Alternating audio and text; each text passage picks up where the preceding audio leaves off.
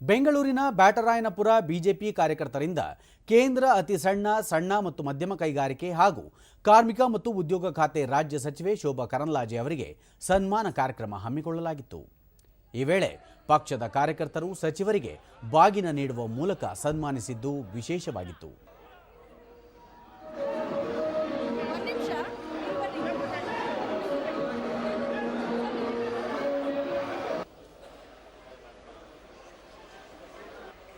ಬಳಿಕ ಶೋಭಾ ಕರಂದ್ಲಾಜೆ ಮುಂದಿನ ದಿನಗಳಲ್ಲಿ ಜನಸೇವೆಗೆ ಕಾರ್ಯಕರ್ತರು ಇದೇ ರೀತಿ ಕೈಜೋಡಿಸಬೇಕು ಹಾಗೂ ಶ್ರಮಿಸಬೇಕು. ತಮ್ಮ ಗೆಲುವಿಗೆ ಕಾರಣಕರ್ತರಾದ ಎಲ್ಲ ಕಾರ್ಯಕರ್ತರಿಗೂ ಈ ಸನ್ಮಾನ ಸಲ್ಲಬೇಕು ಎಂದು ತಿಳಿಸಿದರು.